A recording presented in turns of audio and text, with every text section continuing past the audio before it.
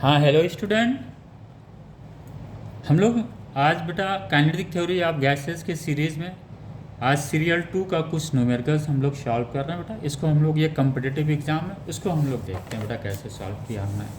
ठीक है, ये दिया हुआ है बेटा, consider N ideal gas confined in an isolated close chamber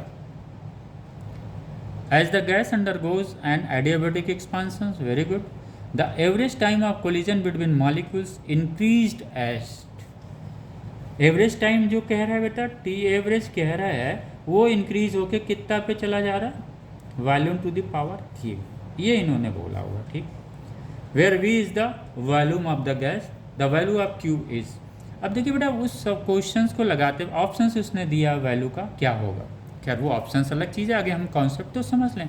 T average बेटा ये दिया, सिर्फ मुझे एक चीज़ मिला हुआ है, दूसरा चीज़ कोई है ही नहीं है। दूसरा चीज़ छिपा कहाँ पे है बेटा, ये जो कोलिजन का जो टाइम है उसमें छिपा हुआ है। उसमें क्या छिपा हुआ है बेटा, कि हम लोग जानते हैं बेटा टी एवरेज स्पीड क्या होता है बेटा, डिस्टेंस अपॉन टाइम। टाइम क्या हो जाएगा, डिस्टेंस अपॉन स्पीड, ये लेमडा अपॉन VRMS कर दिया बेटा। कोई दिक्कत तो इसमें नहीं हुई आपको, कोई कन्फ्यूज़न नहीं है। ये डिस्टेंस है, ये स्पीड है या वेलोसिटी है, रूट मीन स्क्वायर स्पीड है, और ये क्या मीन फ्री पाथ है, मीन फ्री पाथ ही तो डिस्टेंस है बेटा।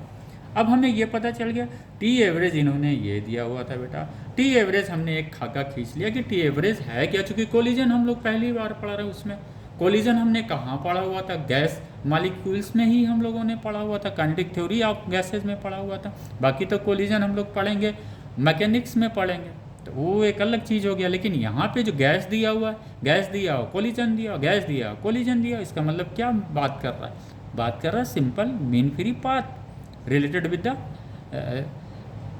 Time of collision. Successive collisions का है बेटा, जैसे ये मॉलिक्यूल्स यहाँ से चला, यहाँ पे आया, फर्स्ट कोलिजन हुआ, सेकंड कोलिजन, इस टाइम में कितना लगा T1, इस टाइम में ये फर्स्ट कोलिजन हुआ बेटा, ये सेकंड कोलिजन हुआ, तो टाइम एवरेज कैसे निकला, टाइम ही हम लोग निकाला था बेटा, T1 + T2 अपॉन 2। क्लियर हो गया ये, वेरी गुड। आइए बेटा, अब तो हमको इतना तो पता चल गया। चलिए, अब हमारे साथ प्रॉब्लम क्या है, ये जो कोलिजन टाइम है बेटा, जो कोलिजन का जो टाइम है, एवरेज टाइम ऑफ कोलिजन जो है बेटा, यहाँ वो V से, वॉल्यूम से रिलेटेड है। हमारे पास यहाँ कुछ है ही नहीं है, यहाँ पे मीन फ्री पाथ है, यहाँ पे रूट मीन स्क्वायर स्पीड है। तो हम इसको, इस टी एवरेज को वॉल्यूम में लाएं बेटा। देखिए ध्यान वहीं पे रखना है, हमें लाना क्या है, क्वेश्चन में ये दिया हुआ है, लाना हमें यही है, इसी फॉर्म, इस टी एवरेज को हमें इसी फॉर्म में ला जाना है। चलिए करते हैं बेटा। आइए, हमको लेमडा बेटा हम लोगों ने क्या पढ़ा हुआ था, √2 पाई r² n पढ़ा था बेटा, जहाँ पे n क्या था, number of molecules in unit volume, यही ना हम लोगों ने पढ़ा था। अब ये यहाँ पे एक वॉल्यूम हम लोगों को नज़र आ गया, बहुत खुश हम लोग हो गए, अरे यार एक वॉल्यूम तो मिला, ये वॉल्यूम आ गया बेटा, √2 पाई r² दिस वन। ओके बेटा, एक वॉल्यूम तो हमको मिल गया, ये तो यहाँ हमारा काम यहाँ से चल गया। और VRMS में भी हमें कुछ मिलेगा क्या बेटा, वॉल्यूम देखते हैं VRMS में क्या मिलता है। VRMS में वॉल्यूम तो मिलेगा नहीं, नहीं मिल रहा है, कोई बात नहीं। तो बेटा इसको हम लोगों ने क्या पढ़ा हुआ था, 3kT अपॉन m, यही ना पढ़ा था बेटा। कैसे निकाला था वो आपको पता है, PV m 1/3 NV², ये बेटा एवरेज निकाला था। फिर से निकाल दूं क्या, चलिए निकाल देता हूँ बेटा। 3PV, ये 3PV हो गया, ये मास ऑफ वन मॉलिक्यूल्स हो गया, वो टोटल नंबर्स ऑफ मॉलिक्यूल्स हो गया, और ये बेटा क्या हो गया, V² एवरेज हो गया, यही ना है। आइए बेटा, इसको हम लोग क्या करते हैं, 3PV को हम लोग ये करते हैं बेटा, 3nRT हो गया, 3nRT हो गया बेटा, और ये क्या हो गया, mass of one molecule, this is the total number of molecules n। अगर जैसे कि हम लोग जानते हैं बेटा, n 1 मोल जो है, ये हो गया बेटा हम लोगों का, 1 मोल में कितने नंबर्स ऑफ मॉलिक्यूल्स होते, 1 mole has numbers of molecules, Avogadro numbers of molecules कितना, देन n मोल में कितने होंगे, n into Avogadro number of molecules, यही तो टोटल मॉलिक्यूल्स है बेटा, वही उठा के हम लोग रख देते हैं।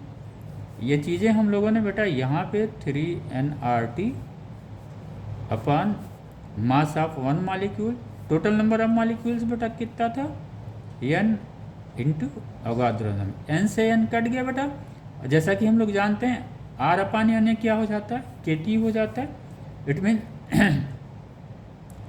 VRMS equal to 3/K2 upon m। Clear हो गया। चलिए अब हमने बेटा उठा के वैल्यू इसको VRMS हमें मिल गया, लेमडा मिल गया बेटा, इसको टी एवरेज में हम लोग रख दें, बिल्कुल रख दीजिए। टी एवरेज लेमडा कितना है बेटा, V√2πr² n, इसकी वैल्यू यहाँ पे रख दें बेटा 3kT, ये ऊपर चला गया मोलर मास, ये हमारा आ गया। अब टी एवरेज में बेटा हम लोगों को दिखाई पड़ रहा है, क्या क्या दिखाई पड़ रहा है, ये मोलर मास चूंकि गैस सेम है, आइडियल गैस का मोलर मास सेम रहेगा, बिल्कुल सही है। के बेटा क्या है, कांस्टेंट है, एन भी नंबर्स ऑफ मॉलिक्यूल्स भी क्या होगा, सेम होगा, चूंकि गैस एज इट इज है। तो ये इसको हम ये भी लिख सकते हैं बेटा, जब ये कांस्टेंट है, ये कांस्टेंट है, के कांस्टेंट है, then we can write it कि this one is the directly proportional to volume upon √2। ये हम लोग रख सकते हैं बेटा, रख सकते हैं, हाँ बिल्कुल रख सकते हैं। तो एक बेटा एक पोर्शन हमें यहाँ मिल गया, इसको हम चाहें तो इक्वेशन नंबर 1 रख लें यहाँ पहले से ही। दूसरा अप्रोच हम लोगों का क्या है बेटा, दूसरा अप्रोच हम लोगों का ये है कि वो और क्या दे रहा है। एक तो इसने एवरेज टाइम दिया, उससे हम लोगों ने ये फाइंड आउट कर लिया, लेकिन प्रॉब्लम ये है V/√T से हमारा ये पर्पस सॉल्व नहीं हो रहा है। यहाँ पे पर्पस सॉल्व हम लोगों का ये नहीं हो रहा है, क्योंकि हम लोगों को बेटा ये पता है a⁴ equal to a⁴c, if the base are same then the power will be equal. तो हमें ये लाना है बेटा, ये जो v⁴ है इस फॉर्म में लाएं एक इक्वेशन जिसका बेस v हो और वही पावर फिर उसके बराबर हो जाएगा। कोई बात नहीं बेटा, हम लोगों को एक हिंट उसने और दिया, क्या दिया था, एडियोबैटिक प्रोसेस को फॉलो करता है, तो हमने बेटा ये कांस्टेंट लिख दिया। यहाँ पे P की वैल्यू हमने लिख दिया बेटा RT अपॉन V, हो गया बेटा। दिस वन इज क्या है, कांस्टेंट। क्लियर हो गया। अब ये क्या हो गया बेटा, V⁻⁻1 K अपॉन RT। अब यहाँ क्लियर हो गया। हाँ बेटा, अब देखिए यहाँ पे क्या हम लोगों को समझ में आ रहा है, यहाँ पे हम लोगों को ये समझ में आ रहा है यार, ये जो V हम लोगों को चाहिए था वो V तो कुछ काम कर रहा है हम लोगों का। ये टी एवरेज दिया हुआ था, उसमें V⁴Q दिया था, यहाँ पे भी V⁴Q दे दिया।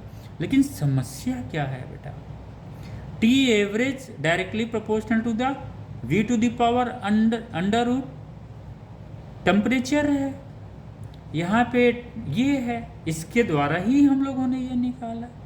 अगर दूसरा हमको इस ये सीक्वेंस में अगेन जो है ये वाला side directly proportional to V/√T हो जाएगा, तो हम लोग कंपेयर कर लेंगे। अब हमें करना क्या है बेटा, इसको जो है हमें V/√T के फॉर्म में लाना है। √T के फॉर्म में लाने के लिए हमको क्या करना पड़ेगा बेटा, V⁻⁻1, और इसको बेटा अगर अंडर रूट कर दें तो कर दीजिए सर, ये सब तो कांस्टेंट है, कोई फर्क नहीं पड़ता। ये अंडर रूट हो गया बेटा, ये फिर क्या हो जाएगा, हाफ हो जाएगा, ये हो जाएगा बेटा V⁻⁻1/2। क्लियर हुआ बेटा। और ये क्या हो जाएगा, ये कांस्टेंट ही है बेटा, के आर, ये √T हो गया बेटा। हमको इनसे मतलब नहीं है के आर वगैरह से बेटा, हमको मतलब, अब देखो बेटा यहाँ पे क्या हो गया, √T तो मिल गया, वॉल्यूम अगर हम ला दें तो हमारा काम बन जाएगा। तो हम क्या करेंगे बेटा, इधर से V मल्टीप्लाई कर देंगे, इधर से भी V मल्टीप्लाई कर देंगे। क्लियर हुआ बेटा। तो ये जो V मल्टीप्लाई करेंगे तो वहाँ पे 1 ऐड हो जाएगा, तो ये क्या हो जाएगा, V⁻⁻1/2 +1 हो जाएगा वो। इक्वल टू क्या हो जाएगा, अंडर रूट के अपान आर हो गया, कोई नहीं है, ये क्या हो गया v upon under root T. हमें ये मिल गया बेटा v upon under root two T, v upon under root T, very good. इसको हम लोग ये कर ले बेटा, तो v इक्वल टू कितना हो जाएगा हम लोगों का, गामा प्लस 1 हो जाएगा अपान टू, ये बेटा क्या हो जाएगा, डायरेक्टली प्रोपोर्शनल टू। यही तो हम लोगों को चाहिए था, ये हमको चाहिए था बेटा। और यहाँ पे क्या हम लोगों ने किया था, T average directly proportional to under root T. हम लोग क्या कह सकते हैं बेटा, v to the power q is directly proportional to the v gamma plus 1 upon 2।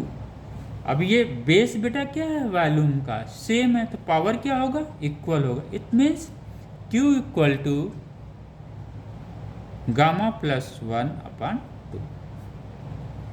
ये बेटा जनरली जेई के बच्चों को इस क्वेश्चन पे ध्यान देना है, नीट को बस स्टेप समझ लेना है कि हमें अगर कहीं इस तरह के सवाल आते हैं और सब वैल्यू दिया हुआ है, तो हम ऐसा नहीं कि टाइम ऑफ कोलिजन्स की वजह से इस क्वेश्चंस को ना सॉल्व कर पाए। तो ये बेटा जेई का ऐसे ही अप्रोच करके सवाल लगता है। इसका मतलब which one is the correct, gamma plus 1 upon 2 is the correct, this one is the correct. Okay बेटा, ऐसे ही सॉल्व करना है। एक हमने सिर्फ कॉम्पिटिटिव एग्जाम जो जेई का है, जेई में थोड़ी सी स्टेप्स बढ़ा दिया जाता है, लेकिन उस क्वेश्चंस को ध्यान देते वक्त हमने ये अप्रोच किया कि क्वेश्चन में दिया क्या है, क्वेश्चन हमसे मांग क्या रहा है। क्वेश्चन में उसने एवरेज टाइम दिया था, बस वही पकड़ के हम आगे चले गए। क्वेश्चन मांग ये रहा था कि v to the power q है, तो आप एक t एवरेज ऐसा डेवलप करिए जिसमें भी v टू दी पावर ही हो। ये हम लोगों ने यहाँ पे आके डेवलप कर दिया।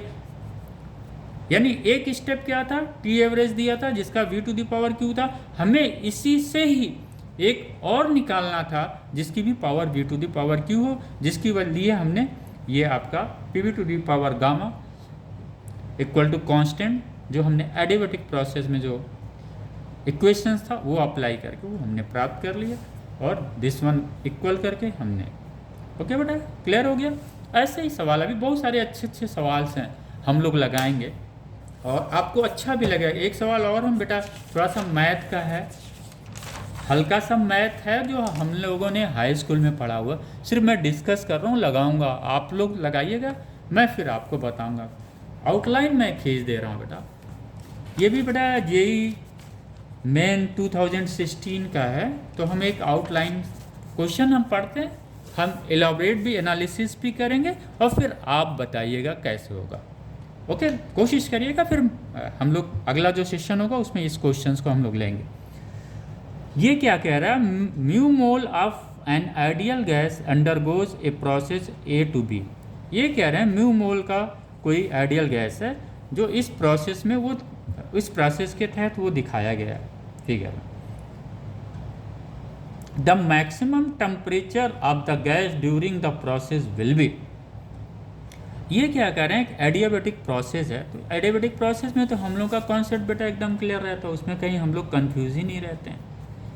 तो एडियाबेटिक ये अंडरगोज थ्रू द, हाँ नहीं यहाँ पे बेटा एडियाबेटिक नहीं दिया हुआ, यहाँ पे सिंपल देखिए कोई प्रोसेस नहीं दिया, ना आइसोथर्मल ना एडियाबेटिक ना आइसोकोरिक, सिंपल सवाल है। Mu mole of an ideal gas undergoes a process A to B के तहत जा रहा है। ये तो सिंपल दिखाई पड़ रहा है ना, एक स्ट्रेट लाइन है, यानी वॉल्यूम चेंज हो रहा है, वॉल्यूम इधर इंक्रीज कर रहा है, तो प्रेशर क्या करेगा, डिक्रीज करेगा, यही ना है बेटा प्लीज दिस वन इक्वेशन। इससे क्या हम देख रहे हैं, वॉल्यूम क्या कर रहा है बेटा, वॉल्यूम इंक्रीज कर रहा है, तो प्रेशर क्या हो रहा है, डिक्रीज कर रहा है। तो सिंपल समझ में आ गया कि ये P V equal to nRT को फॉलो करेगा। एक चीज़ क्लियर हो गया, the maximum temperature of the gas during the process will be. अब ये कह रहा है कि ये जो प्रोसेस हो रहा है, एक्सपांशन जो हो रहा है, undergoes ideal gas undergoes a process. अब यहाँ से क्या कर रहा है, एक्सपांड कर रहा है गैस। पहले ये यहाँ पे कितना था, लेशर वॉल्यूम पे था, यहाँ पे आया हायर वॉल्यूम पे आया, यहाँ यानी जैसे जैसे ये बढ़ रहा है वॉल्यूम क्या कर रहा है, बढ़ रहा है, यानी गैस एक्सपांड कर रहा है। ओके बेटा चलिए अब यहाँ पे तो बड़ी दिक्कत हो जाएगी, कुछ बच्चे यहाँ पे रखेंगे प्रेशर वॉल्यूम और टेम्परेचर रखेंगे, फिर यहाँ पे रखेंगे प्रेशर वॉल्यूम और टेम्परेचर, फिर निकालने की कोशिश करें। तो बेटा यहाँ पे अगर T1 है, यहाँ पे T2 है, तो कैसे पता चलेगा ड्यूरिंग दैट प्रोसेस कहाँ पे टेम्परेचर मैक्सिमम है? यानी हम हर पॉइंट पे तो निकाल नहीं सकते बेटा, यहाँ पे यहाँ पे यहाँ पे यहाँ पे यहाँ पे यहाँ पे यहाँ पे सब पे निकाल के फिर ऐड कर देते, वो तो है नहीं, क्योंकि किसी एक पॉइंट पे मैक्सिमम होगा। अगर यहाँ पे T1 है, यहाँ पे T2 है, यहाँ पे T3 हो सकता है, यहाँ पे T5, यहाँ पे T6, यहाँ पे T7, यहाँ पे T9, लेकिन ये कह रहा है आप बताओ किस पॉइंट पे मैक्सिमम टेम्परेचर होगा। क्लियर हो गया बेटा? अगर यहाँ पे अगर हम PV इक्वल टू nRT से निकालेंगे तो यहाँ का टेम्परेचर समथिंग आएगा, यहाँ का टेम्परेचर समथिंग आएगा, लेकिन कैसे पता चलेगा कौन सा टेम्परेचर अधिक है? यहाँ का टेम्परेचर अलग होगा, यहाँ का टेम्परेचर अलग होगा। यही बेटा सेम चीज़ से होगा, PV equal to mu RT से ही होगा। अगर T हम चेंज करते हैं बेटा, PV equal to mu R। अगर यहाँ पे भी प्रेशर चेंज हो रहा, वॉल्यूम भी चेंज हो रहा है, यहाँ प्रेशर चेंज हो रहा, वॉल्यूम चेंज हो रहा, यहाँ प्रेशर चेंज हो रहा, वॉल्यूम चेंज हो रहा, यहाँ प्रेशर चेंज हो रहा, वॉल्यूम चेंज हो रहा, यहाँ प्रेशर चेंज हो रहा, वॉल्यूम चेंज हो रहा, यहाँ प्रेशर चेंज हो रहा, वॉल्यूम चेंज, तो टेम्परेचर तो लगातार चेंज हो रहा है। ये जानना चाह रहे हैं मैक्सिमम टेम्परेचर की वैल्यू आप बता दो, ठीक है? आपको सब पता है हर जगह टेम्परेचर चेंज हो रहा है, लेकिन आपको ये नहीं पता मैक्सिमम टेम्परेचर है कहाँ इस पूरी लाइन पे। ये तो बात है बेटा, तो हम लोग फंस गए। चलिए एक हाई स्कूल का मैथ थोड़ा सा हम लोग बेटा याद करते हैं। हाई स्कूल में हम लोगों ने एक लाइन पढ़ा हुआ था, कोऑर्डिनेट ज्योमेट्री में हम लोगों ने एक लाइन पढ़ा था। उस लाइन को फिर से आप थोड़ा सा सोचिए, दिमाग लगाइए, ये लाइन है क्या? ये बेटा था एक्स एक्सिस, ओके, और ये था बेटा वाई एक्सिस। हम लोगों ने हाई स्कूल में एक स्ट्रेट लाइन पढ़ा हुआ था। ये लाइन क्या कर रहा था बेटा? वाई एक्सिस को सी पे काट रहा था, यानी इसको सी पे कट कर रहा था, और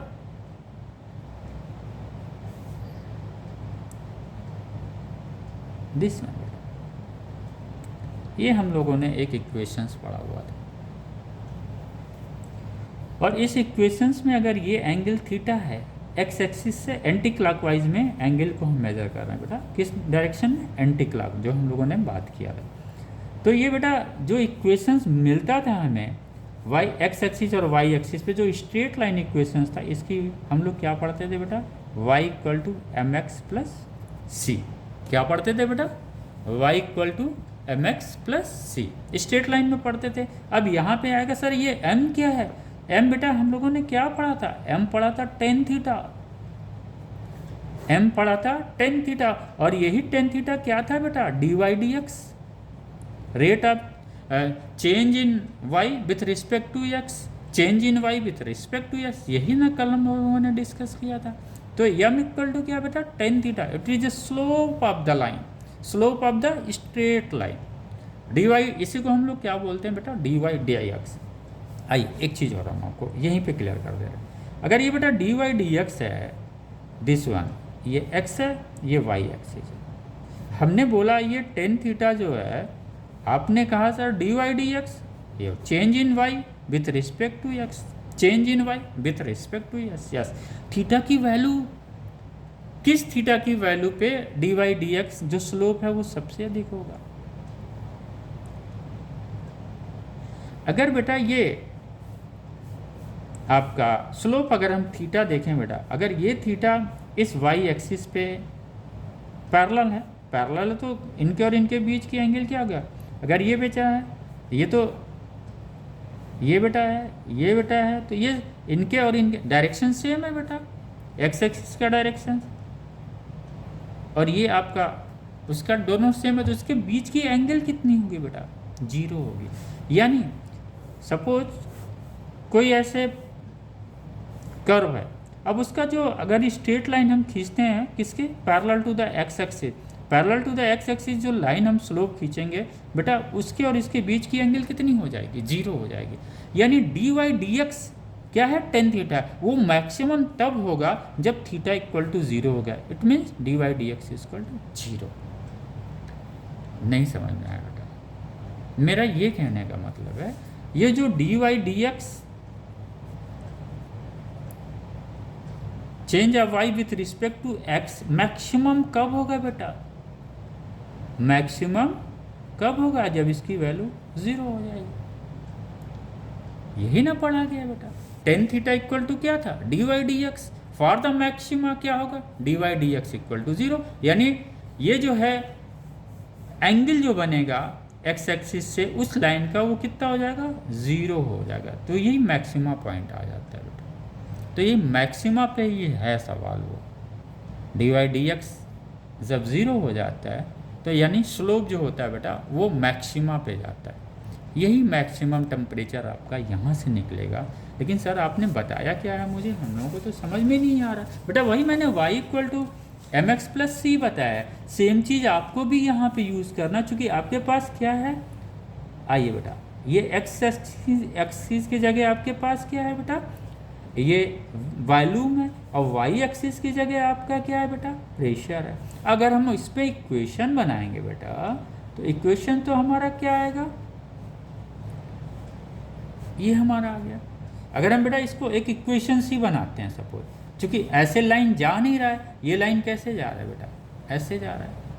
अगर ये लाइन ऐसे जाता तो एंगल ऐसे मेज़र की जाती। चूँकि ये लाइन ऐसे जा रहा है तो एंगल हमेशा बेटा, कल हम लोगों ने पढ़ा था ना, एंटी क्लॉकवाइज डायरेक्शन में मेज़र किया जाएगा। ओके बेटा। अगर ये डिग्री, अगर ये थीटा है बेटा, तो ये कितना होगा? 180 माइनस थीटा होगा। ओके। तो ये बेटा ये यहाँ पे जा रहा है, लेकिन ये जो कट कर रहा है वाई एक्सिस को, ये बेटा कितना कट कर रहा है? सी, मान लीजिए सी। जबकि यहाँ पे उसने क्या दिया कट करना? ये 0 0 है बेटा, ये 0 0 है, ये 0 0 है। ये जो कट कर रहा है सी, ये कितना कट कर रहा है लाइन बेटा? 3p0 को कट कर रहा है, 3p0 को कट कर रहा है। यानी ये इसकी जगह सी की जगह ये जब हम लिखेंगे बेटा, तो y equal to M X plus C रखे थे, यहाँ पे क्या रख देंगे बेटा? p एम एक्स, एक्स की जगह क्या रख देंगे बेटा? v, ठीक। c की जगह क्या रख देंगे बेटा? 3p0। क्लियर? नहीं समझ पाए आप, सिंपल लिख लो यार आगे, p एम वी प्लस सी। अब यहाँ वैल्यू रखते जाओ ना, p यहाँ पे रख दिए, v ऑलरेडी है ही है, c की जगह 3p0 हो गया बेटा। अब यहाँ पे सब खेल यम का है बेटा, क्योंकि हमें पता है कि यहाँ पे भी जो एंगल होगा बेटा वो थीटा ही होगा, पैरेलल लाइन है, थीटा होगा। अब चूंकि ये थीटा हम यहाँ से इसलिए नहीं ले रहे हैं, ये थीटा अगर लेंगे तो हमें ये वैल्यू नहीं पता है, इसलिए हम यहाँ से ले लेते हैं थीटा, तो ये हमको वैल्यू पता रहता। इस इक्वेशन को आप बेटा एक बार ट्राई करो इस क्वेश्चंस को, and definitely you will enjoy. बाकी कल हम इसको फिर कंटिन्यू करेंगे। ओके बेटा, ओके, थैंक यू स्टूडेंट।